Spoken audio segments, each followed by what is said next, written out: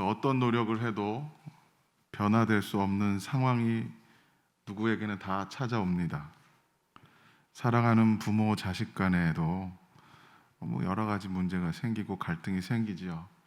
엉킨 실타래처럼 어디서부터 해결해야 하는지 모를 때가 있고, 안다고 해도 해결할 수 없는 갈등들이 많이 있습니다.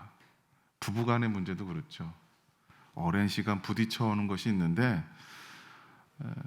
그 문제를 직면하고 맞서지 않고 그냥 묻어둬요. 근데 우리 믿는 사람들에게는 신앙이라는 이름으로, 믿음이라는 그 이름으로 그냥 믿음이 좋은 척 지나가요. 그냥 해결은 안 되는데, 해결된 건 아무것도 없는데, 갈등이나 문제를 더 만들고 싶지 않아서 말을 안 할 뿐이죠. 그냥 외면하는 거예요. 문제를 회피하고 외면합니다.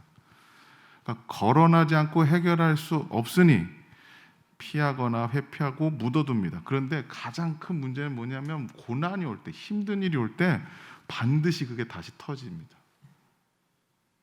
그랬지, 왜 그랬어? 그럴 줄 알았어. 직장 생활도 마찬가지예요. 우리 교회 공동체 사역도 마찬가지예요. 만나는 사람들 간에 보이지 않는 갈등들, 마음에 묻어뒀던 것들, 이런 것들이 있어요. 근데 대면하거나 직면하고 싶지 않아요. 그냥 웃고 넘어가고 싶어요. 왜요? 거론하면 거론할수록, 말하면 말할수록 문제가 더 커질 것 같으니까. 말한다고 해서 해결할 방법도 없으니까. 그럼 어떻게 돼요? 나중에 문제는 문제를 낳고, 걱정은 걱정을 낳고, 염려는 염려를 낳고, 스트레스는 스트레스를 낳고, 가면은 계속 가면이 두꺼워지고, 그러다 보면 병든 마음으로 살아갑니다. 삶 속에서 답이 없어요. 약간 이제 무기력해지는 거죠. 그냥 그런 거지 뭐. 모르는 사람이면 안 보고 살면 그만인데, 그냥 암 수술하는 것처럼 그냥 암덩어리를 띄어서 그냥 버리면 좋겠는데, 사람 간의 관계는 그렇습니까? 가족이 그렇게 할 수 있어요? 늘상 만나는 사람들은 그렇게 할 수 있습니까? 그럴 수가 없습니다. 기도를 안 하는 것도 아니에요. 기도를 하긴 하죠. 기도하다가 잘 안 돼요. 기도가 안 나오는 거예요. 그러니까 뭘 기도했는지도 잘 모르겠는 거죠. 나중에 뭘 해야 되는 거예요? 주님, 뭘 구해야 되는 거예요? 근데 또 기도를 해도 그 사람을 만나고 그 일을 만나고 그 문제가 맞닥뜨려지면 내 모습은 똑같아지는 거죠. 화나고 분노하고 실망하고 낙담하고 지치고. 그래서 어떻게까지 해요? 자폭하는 거예요. 그냥 너 죽고 나 죽자. 우리나라 사람 제일 무서운 게 뭐예요? 너 죽고 나 죽자예요. 세상에 이 전 세계에 아무도 없는 정신. 너 죽고 나 죽자. 여러 가지 이제 심적으로 힘들어지고 영적으로 문제가 생깁니다. 그러다 보면 이제 문제가 많이 이제 겉으로 드러나지면 상담을 받기 시작해요. 가까이는 이제 목회자를 찾아오기도 하고, 멀리는 이제 상담하는 상담사를 찾거나 아니면 정신과를 찾거나, 여러 가지 치료 프로그램을 참여하거나 약을 복용하거나, 뭐 여러 케이스들을 봤습니다만 근본적인 치료는 되지 않아요. 보이는 현상들만 줄어들 뿐이죠. 근본적인 문제는 해결되지 않습니다. 왜요? 우리 마음에 늘 죄가 있기 때문에 그래요. 죄성이 있기 때문에. 아직도 죄가 역사하고 있기 때문에. 요새 더 그것을 생각해보고 그런 문제에 대해서 이야기 듣고 보게 되죠. 그래서 요새 더 하나님 앞에 기도할수록 주님을 묵상해 보게 됩니다. 이 시간, 이 말씀을 나눌 때 우리 모두가 다시 조용한 시간이 되길 원하고, 주님 앞에서 조용한 마음이 되길 원하고, 우리의 생각도 우리의 고민도 주님 앞에서 주님을 생각하는 이 시간이 되길 바랍니다. 오늘 본문에 예수님 12살의 모습이 나와요. 12살 때 요셉과 마리아 부모를 따라서 예루살렘에 명절을 치르러 옵니다. 그 이야기의 모습이 나오죠. 아주 독특한, 누가복음만의 독특한 이야기가 나오고 있어요. 요셉과 마리아는 명절을 마치고 일행들과 다시 고향으로 돌아갑니다. 그러니까 동네 사람들하고 친척들하고 뭐 명절 때 성전에 온 거예요. 그러면 보통 어떻게 해요? 애들은 애들끼리 뛰면서 놀면서 가고 어른들은 어른들끼리 얘기하면서 가는 거예요. 하루길을 왔는데 가만 보니까 애가 안 보이는 거예요. 하루길을 왔는데 애가 안 보이는 거예요. 우리 생각에는 아니 어디 가면 애부터 챙기는 게 부모인데 왜 안 챙겼겠어요? 애들하고 있으니까 애들하고 놀겠거니 이제 가니까 애들이 따라왔으니까 우르르 따라오니까 그냥 어른들끼리 얘기하면서 간 거예요. 예수님의 부모들이 예수님을 사랑하지 않았다는 뜻이 아닙니다.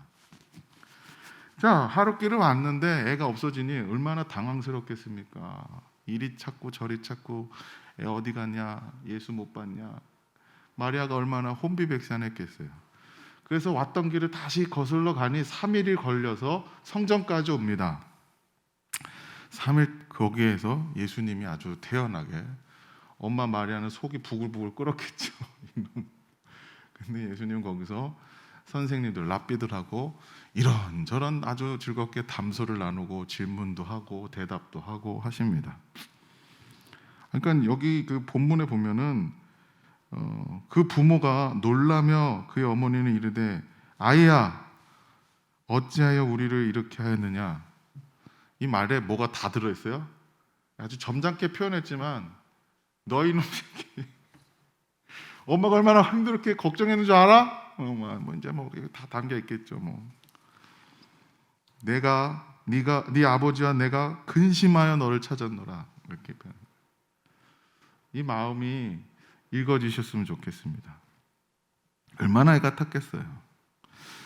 근데 예수님이 이 말씀을 이렇게 보면은요, 우리가 40절 말씀하고 52절 말씀 보면은 지혜가 자랐대요.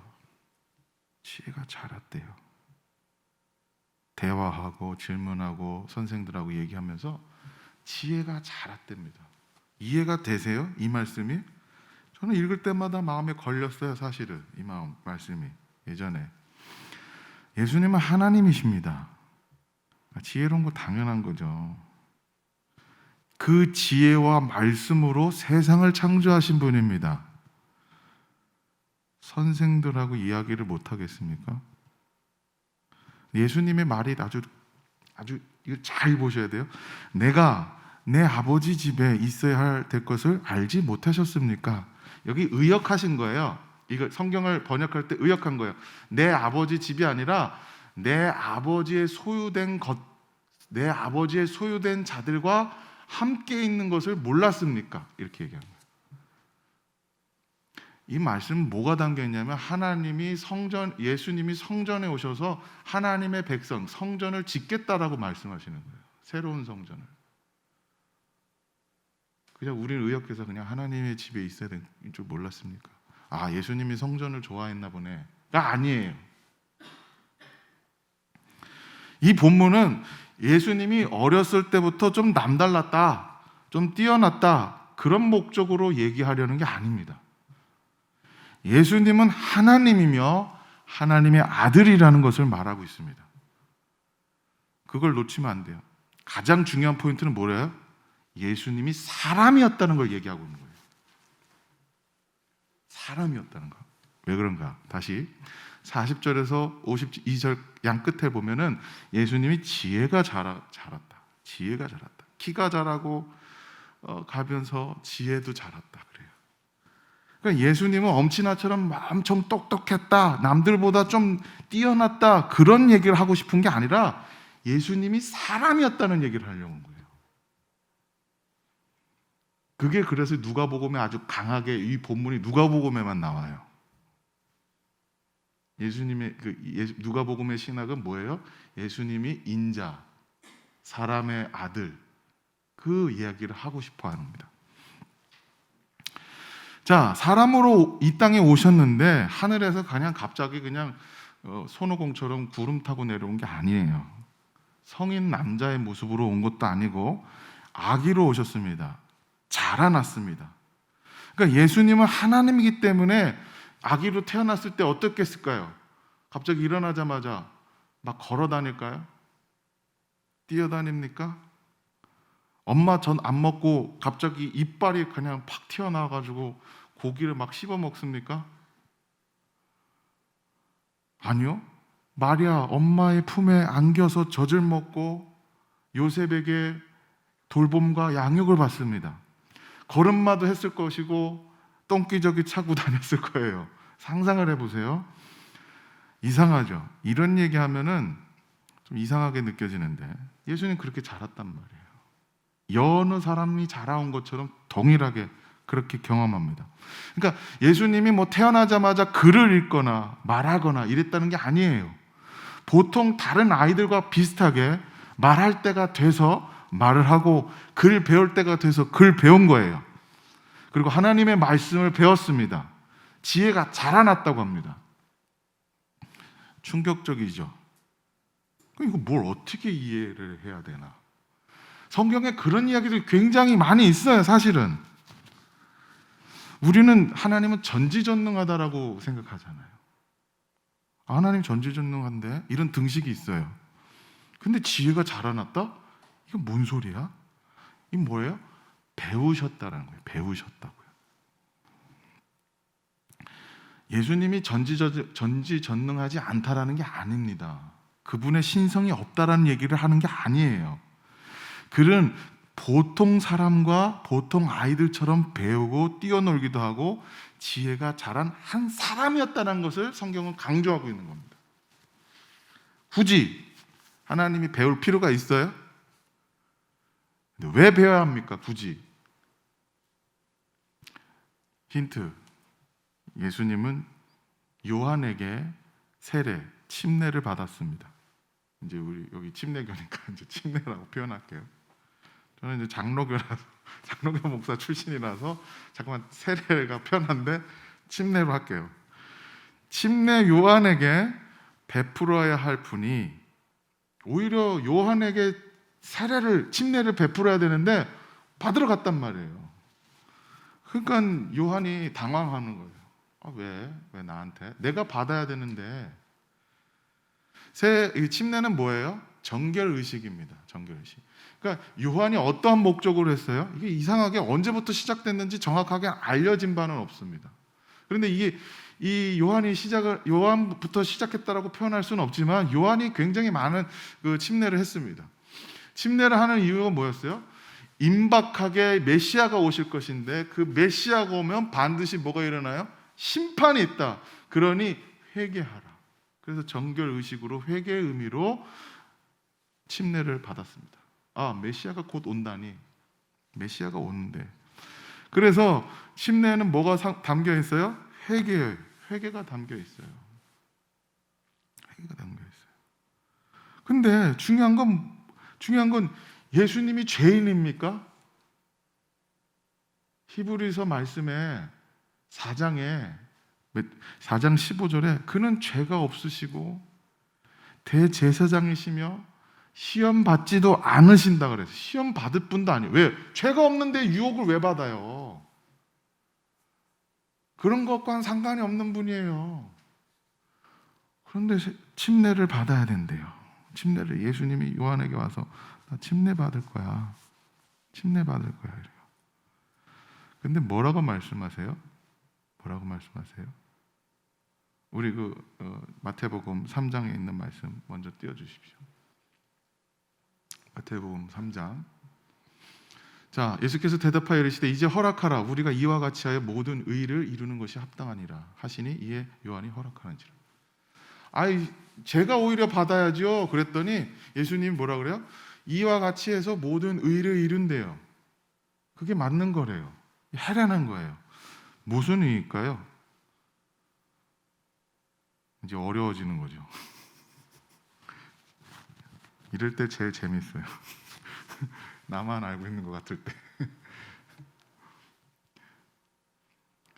예수님이 사람이 됐다고 그랬잖아요. 왜 사람이 됐어요? 사람과 같아지려고. 사람들은 회개해야 되고 하나님의 아들 이스라엘 백성들은 아들 구실 못했고 하나님이 오시사 아들 구실이 뭔지를 보여주는 거예요. 내가 너희들과 함께하고 너희들과 같은 사람이 되어 너희들과 같은 처지가 되고 너희들을 대신하여 대표하여 서겠다라고 하는 의미에서 침례를 받는 거예요. 자, 침례를 받자마자 무슨 일이 일어나요? 그 다음 말씀에 하늘이 열리고, 어떤 말씀인지 우리가 볼게요. 하늘로부터 소리가 있어 말씀하시되 이는 내 사랑하는 아들이요 내 기뻐하는 자라 말씀하세요. 시편 2편에 있는 말씀과 예레미야 말씀이 나오는데, 하나님의 아들이라는 즉위, 그러니까 이거 다시 메시아 칭후가 있다라는 단순한 얘기가 아니라 하나님의 아들이라는 것의 칭후가 딱 들어집니다. 그러니까 이스라엘 백성이 하나님의 아들이었잖아요, 그동안. 근데 걔네들이 아니라 이제 예수님이 대표가 된 거야 라고 딱 가르쳐 주는 거예요. 너희들을 대신하는 자야 라고 가르쳐 주시는 거예요. 하늘이 열렸다는 건 뭐예요? 요한계시록에서 나왔듯이 하나님의 뜻이 이 땅에 이루어진다는 거예요. 그게 뭐겠어요? 하나님의 아들을 아들 되게 하겠다는 거예요. 아들 되게 하겠다. 그러니까 왕이 되게 하고 즉위식을 하는 거예요. 그 다음 얘기가 뭐겠어요? 마태복음에서 3장에서 침례를 받고 나서 그 다음에 이야기가 뭐예요? 시험을 당하는 얘기예요. 시험 받지 필요가 없다 그랬잖아요. 근데 왜 시험을 당해요? 왜 시험을 당합니까? 40일을 쫄쫄 굶었어요. 광야에 나가서. 그래서 시험을 받습니다. 사람이 되니까. 이스라엘처럼 하나님의 아들이 되어야 되니까. 사탄이 시험할 때 하는 말이 뭐였어요? 마태복음 4장 3절에서 6절 말씀. 시험하는 자가 6개 나와서 이르되 네가 만약 하나님의 아들이거든. 자, 침례 받을 땐 하나님의 아들이라고 선포됐고, 이제 네 하나님 아들 됐어? 그러면 하나님의 아들이거든 이렇게 해봐. 네가 만약 하나님의 아들이든 뛰어내려라. 이제 이게 시험이 되는 거예요. 이게 이스라엘 백성들이 통과하지 못한 시험들이었어요. 이스라엘 백성들은 하나님의 아들이었어요. 자, 하나님의 아들이라는 게 왜 중요한가? 제가 그 복음이란 무엇인가의 강의 속에서도 말씀드렸어요. 다니엘서 7장에 보면 인자 얘기 나옵니다. 사람의 아들이. 인자는 뭐예요? 하나님의 아들이라는 거예요. 그 인자는 어떤 존재로 나와요? 다니엘서 7장에 모든 하나님의 백성들, 거룩한 백성들, 성도들의 대표이며 대신 나와서 옛적부터 계신이로부터 하여금 하나님 보좌 우편에 앉으사 모든 대권과 그 영광과 나라를 받는 존재. 그래서 7장에 인자가 그 영광을 받는 것뿐만 아니라 뭐가 받아요? 그 후에 성도들이 그의 영광과 권세와 나라를 받는 모습이 나와요. 다시 말하면 사람 같은 이 인자는 하나님의 아들이며 하나님 백성들의 대표며 대신이라는 거예요. 그래서 꼭 사람이 되셨어야 돼요. 그러니까 굳이 사람으로 오고 싶으신 분이 아니에요. 시험을 받을 필요가 없는 분이에요. 침례를 받을 필요가 없는 분이에요. 배울 필요가 없는 분이에요. 하나님이시니까. 그런데 하나님의 아들이어야 되니까 철저하게 사람이 되셔서 우리와 함께 하시며 대표하며 하나님의 아들로서 서는 거예요. 따라오셨죠, 여기까지? 굳이 배울 필요도 없는 분 아니에요, 원래? 굳이 먹지 않아도 되고 잠자지 않아도 되고, 시편에 뭐라고 합니까? 하나님은 졸지도 아니하시며 주무시지도 않는답니다. 왜요? 하나님은 사람이 아니잖아요, 원래. 무한한 분이에요. 광대하신 분이에요. 영원한 분이에요. 근데 이 땅에 사람으로 오십니다. 자기가 만든 세상 안으로 오십니다. 그리고 자기가 만든 부족한 사람 손에, 그 마리아와 요셉의 손에 의해서 길러져야 됐습니다. 제가 그걸 강조하잖아요. 마리아가 10대 중학생 정도 되는 나이에 예수님을 낳았어요. 그 아이한테 애를 맡겼어요. 애한테 그냥 애가 아니에요. 하나님을 맡겼어요. 생각해 보세요. 여기 계신 분 중에 이 전 세계를 움직이는 어떤 중대한 일을 10몇 살짜리 여자아이한테 맡길 수 있겠어요? 못 맡기죠? 근데 하나님은 맡겼어요. 야, 이거 어떻게 된 거야? 연약한 모습으로 왔어요. 종의 형체로 왔어요. 그리고 하지 않아도 되는 일들을 다 해야 했어요. 왜요? 하나님이 사람을 구원하시는데 말씀을 주세요. 내가 하나님이야. 내가 너희를 구원할 거야. 내가 그런 하나님이야. 예수님 오셔서 그렇게 이 구원을 받아. 요한복음의 표현을 할게요. 나의 안에 거하라. 이걸 구약식으로 표현해 볼게요. 신명기 6장 4절에서 9절의 말씀입니다. 신명기 4절에서 6장 4절에서 9절. 이스라엘아 들으라. 우리 하나님 여호와는 오직 유일한 여호와시니 너는 마음을 다하고 뜻을 다하고 힘을 다하여 내 하나님 여호와를 사랑하라. 오늘 내가 네게 명하는 이 말씀을 너는 마음에 새기고 네 자녀에게 부지런히 가르치며 집에 앉았을 때이든지 길에 갈 때이든지 누워있을 때이든지 일어날 때이든지 이 말씀을 강론할 것이며 너는 또 그것을 네 손목에 메어 기호를 삼으며 네 미간에 붙여 표를 삼고 내 집 문설주와 바깥문에 기록할지니라. 항상 마음에 새기고 다니래요. 자식에게도 가르치고 배우게 하고 집에 있든지 몸에나 말씀을 늘 지니고 다니라는 거예요. 너무 중요하니까 뭐요? 배우게 하는 거예요. 말씀을 지키라고요. 단순히 행하라는 게 아닙니다. 핵심은 뭐예요? 하나님 사랑하라는 거예요. 그게 구원이래요. 근데 사람들은 하나님을 사랑하지 못해요. 그래서 하나님이 사람이 되셔서 그 언약과 율법과 말씀을 몸소 다 하나님의 아들됨으로 지켜서 이루어 나가시는 거예요. 그래서 우리의 대표로 하시고 우리를 대신해서 하시고 그래서 예수님은 배우시고 익히시고 실천하시고 순종하십니다. 히브리서 5장의 말씀에 뭐라고 나와 있어요? 우리 같이 읽어볼까요? 히브리서 5장 말씀. 그가 아들이시면서도 받으신 고난으로 순종함을 배웠대요. 순종함을 배웠대요. 오늘 말씀에도 51절에 나사렛에 이르러 순종하여 받드시더라 이렇게. 순종하셨대. 하나님 뜻이 뭐예요? 그 부모에게도 순종하는 것이요. 그게 바로 십계명에 나와 있는 말씀이잖아요. 그 모든 말씀을 하나씩 순종으로 배워나갔대. 힘들어도 어려워도 그렇게 하셨답니다. 왜요? 너무나 사랑해서 말도 안 되는 일을 하시는 거예요. 예수님이 이 땅에 오셔서 행했던 일이 하나님 차원에서 말도 안 되는 일을 하시는 거예요. 말 안 되는 일을 한 거예요. 진짜로. 이 비유가 그냥 뭐 적당하진 않지만 사람이 집에 키우는 개가 아주 사랑하고 아낀다고 해서 마당에 개집에 들어가서 같이 자는 사람이 있습니까? 개를 좋아하고 사랑한다고 해서 개하고 엎드려서 개밥을 나눠 먹는 사람이 있습니까? 네? 개를 좋아한다고 해서 대신 아프고 대신 죽습니까? 개를 좋아한다고 해서 개처럼 벌거벗고 수치를 당하고 개가 하는 짓을 합니까? 이 비유가 좀 심한 것 같지만 인간과 사람의 간극은 이루 말할 수 없이 커요. 인간과 개와의 간극은 너무 크단 말이에요. 다시 바꿔 얘기하면 하나님과 인간의 간극은 사람과 개의 간극과 비교할 수 없는 거예요. 무한한 간극인 거예요. 사람과 개의 간극은 공통점이 있어요. 피조된 존재, 동물이라는 것, 피조된 존재라는 것은 공통점이 있지만 하나님과 인간 사이의 간극은 그것과 비교할 수 없는 간극이라는 거예요. 그런데 하나님이 이 땅에 와서 그렇게 한 거예요. 하나님이 인간이 돼서 사람으로 되는 것부터가 무엇을 배운다는 것부터가 말이 안 되는 일이에요. 우리가 부족하고 못하니까 예수님이 오셔서 다 이루시는 거예요.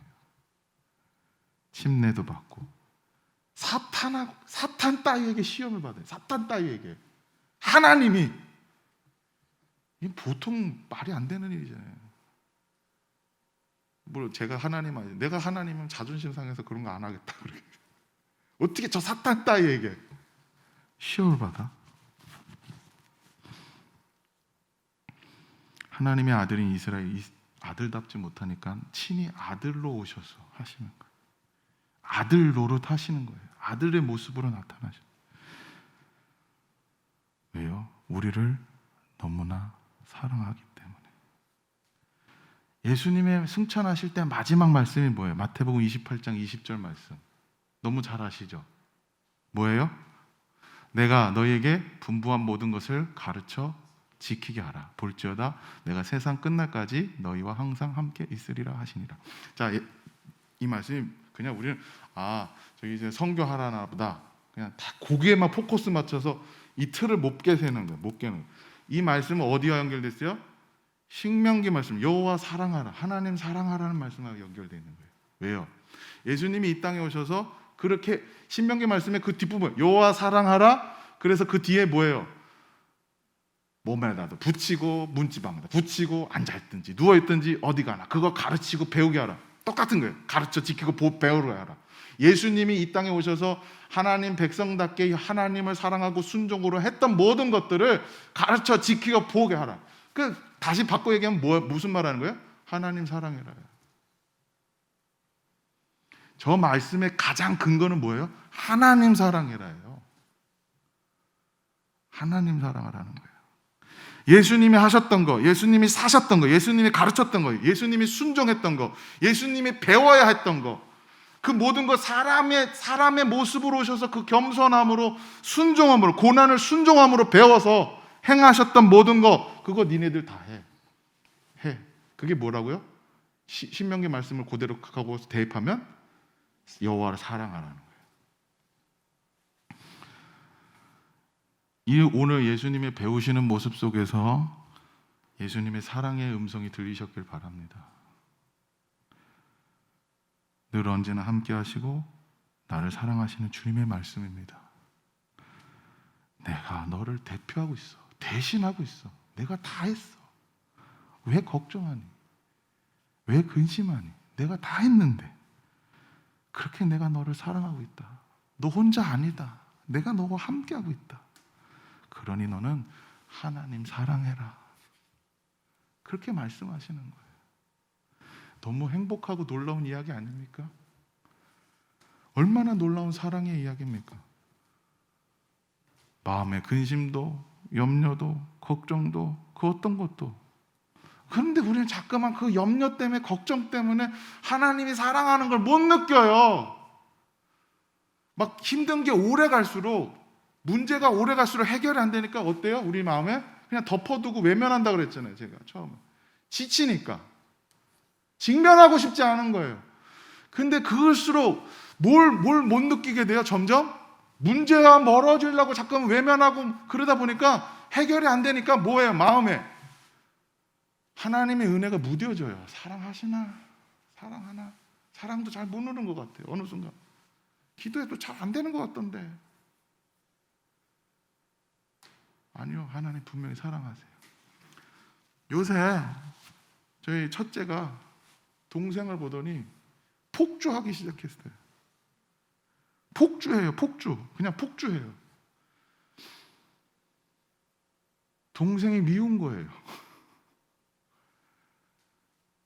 이 첫째가 동생을 보니까 어떤 마음이냐면 사람들이 그러는 거예요. 자기가 왕이었는데 나라를 잃었대. 왕권을 잃어버려가지고 폐위가 된 것을 기분을 느낀대요. 그랬더니 동생이 얼마나 믿겠어요. 와요. 아기를 만지는 척 와요. 와갖고 어떻게 하는 줄 아세요? 머리통을 그대로 갈겨버려요. 그냥 빡! 뚝배기 깨지는 소리가 나요. 그 신생아 머리가 물렁물렁한데 애가 죽는다고 울어요. 아 울고. 그럼 제가 어떻게 해요? 막 난리가 나죠. 그냥 혼내기도 하지만 제가 안아요. 애기를 막 또 달래요. 그러면 안 돼. 동생이야. 사랑해야지. 이렇게 동생한테 미안하다고 해. 사랑해. 이렇게 와가지고 이렇게 쓰다듬어. 쓰다듬다가 갑자기 딱 세게 눌러. 아니야, 그러면 안 돼. 그래, 다시 와요. 다시 와서 발을 만져요. 발을 만지다가 발가락을 꽉 꼬집어요. 제가 그거 보면서 놀랐어요. 우리구나, 그게. 자기가 모든 걸 잃어버린 듯한 감정이 드니까 부모의 사랑이 안 느껴지는 거예요. 계속 대현아, 아빠하고 엄마는 너가 최고야. 너를 너무 사랑해. 안 들려요. 알았대요. 응, 네 하고 또 가서 동생 때려. 빡! 주님이 그러잖아요. 내가 너를 사랑한다. 그러니 너 이웃을 사랑해라. 우리 대현이 어떻게 하는 줄 알아요? 이웃 사랑은 무슨 이웃 사랑이에요. 좋아한다. 그래 사랑한다 하다가 갑자기 뚝배기를 깨버려요. 빡! 우리랑 너무 똑같다니까요. 제가 우리 아들 보면서 회개를 했어요. 바로 저네요. 우리네요. 늘상 부모가 아이한테 사랑한다. 그러니 때릴 필요 없어. 내가 너를 사랑하니까 너는 페이된 게 아니야. 너는 언제나 왕이야. 너는 언제나 왕이야. 너는 페이된 게 아니야. 너는 나라를 잃어버린 게 아니야. 너는 언제나 나에게 최고야. 라고 말을 해줘도 네 하고선 또 때려요. 그게 우리 같아요. 나 같아요. 언제나 사랑한다고 해놓고서 왜 동생은 껴고 안고 있는지 엄마가. 그래서 그런 것 같아요. 보이는 대로 하니까. 보이는 대로 하니까. 그래서 금요일 날 기도해야 하는데 성도님 한 분 한 분을 놓고 기도를 하니까 참 마음에 은혜가 많아요. 근데 막 기도를 하면서 막 응답을 받아요. 근데 모든 공통점의 응답은 하나예요. 하나님이 너무나 사랑하시는구나. 저분들이 저걸 알았으면 좋겠다. 그래서 저것 때문에 근심하지 않았으면 좋겠다. 우리 지체들이 하나님이 너무너무 사랑하시는데 너무너무나 많은 것을 준비하시고 많은 것을 이루시고 있고 알게 모르게 준비하시고 일하고 계시는데 너무 모르고 있구나. 내가 왕권을 잃어버린 것처럼 나라를 잃어버린 것처럼 문제가 해결되지 않아 짓눌리고 있구나. 그렇게 살아가는구나. 보이는 것대로 살아가는구나. 보이지 않게 하나님이 계속 사랑하고 계시고 일하고 계시는 것을 못 보는구나. 주님이 보이더라고요. 주님의 말씀이 보이더라고요. 주님이 행하시는 걸 보세요. 너무 사랑해서 말도 안 되는 일을 하고 계세요. 너무 사랑해서 말도 안 되는 일이세요. 고난이 있으세요? 해결 안 되는 문제가 가득 있죠? 고민이 있죠? 변화되는 것들이 계속 우리를 짓누르고 있는 것들이 왜 없겠어요? 그럴 때 뭐 하길 바랍니까? 주님, 예수님 더 사랑하십시오. 예수님 보십시오. 예수님 행하신 것을 가만히 묵상해 보십시오. 예수님의 사랑으로 넘치실 것입니다. 주님의 사랑의 역사가 흘러 넘치게 될 것입니다. 그가 하셨던 약속과 말씀과 언약들이 다 응할 것입니다. 그게 멀게 느껴지십니까? 아니요. 더 사랑하십시오. 이 땅에 오셨고요. 아기로 오셨고 사람 손에 길러지며 배우시며 침례받고 시험받고 십자가 지기까지 그 고난을 순종으로 배워 나가셨습니다. 묵상해 보십시오. 그 철저한 순종으로 나처럼 되어주시사 내가 겪고 있는 모든 것을 대표하고 대신하여 다 짊어지셨습니다. 나를 너무 사랑해서 하나님을 보이셨습니다. 늘 품고 있던 질문들, 갖고 있던 어려움들 예수님의 모습으로 답이 되셨길 바랍니다. 늘 눌려있던 짐스러운 것들이 예수님의 모습 속에서 노임받기를 바랍니다. 그렇기 때문에 우리에게 신명기 말씀 그 뒷부분처럼 마태복음 28장 마지막 말씀처럼 우린 뭐 하는 거예요? 하나님 말씀대로 가르치고 지키고 살아가는 거예요. 뭐 하라고요? 말씀을 표에 삼아 문설주에도 붙이고 몸에도 붙이고 그 말씀대로 뭐 하라고요? 하나님 사랑하라고. 하나님 사랑하고 이웃을 사랑하는 게 다른 게 아니래요. 같은 거라는 거예요. 그렇게 예수님의 사랑으로 채우시길 바라고 예수님의 사랑을 다시 확인하시길 바라고 예수님의 사랑으로 뭉치시길 바라고 그것으로 답이 되셨길 바랍니다.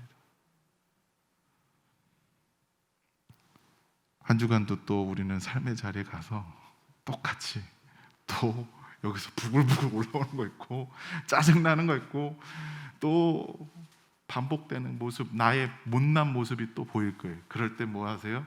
주님 생각하세요. 주님 어떻게 하셨지? 맞아. 왜? 나 사랑하니까. 너무 사랑해서 이런 일까지 벌리신 거야. 성경은 우리가 그냥 고상하게 읽는 것으로 보지 않으셨으면 좋겠어요. 뭐였다고요? 하나님이 이 지경까지 되신 거야? 라고 얘기하는 거예요. 하나님이 이런 일까지 하신 거야? 누구 때문에? 나 때문에. 이런 일까지 당하신 거야.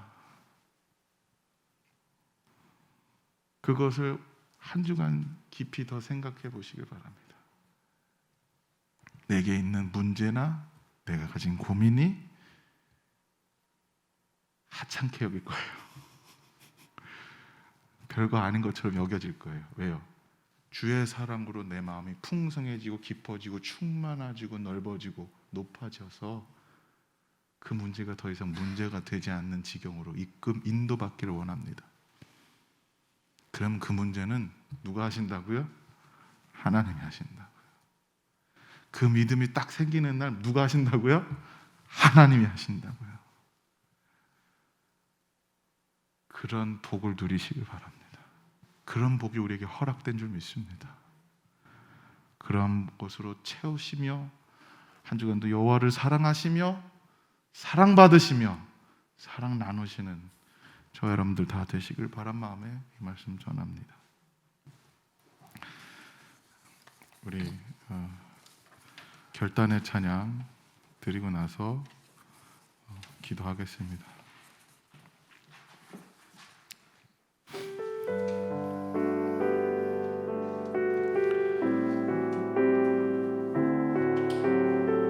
아버지 사랑 내가 너를 아버지 사랑 내가 노래해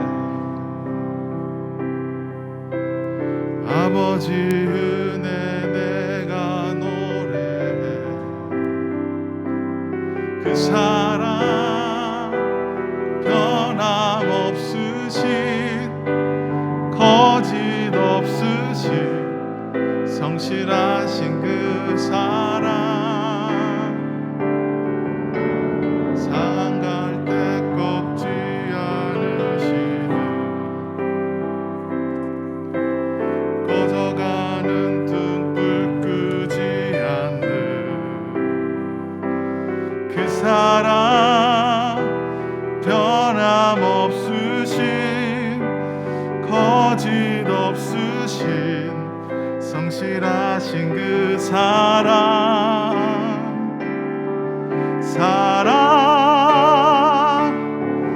그 사랑 날 위해 죽으신 날 위해 다시 사신 예수 그리스도 다시 오실 그 사랑 죽음도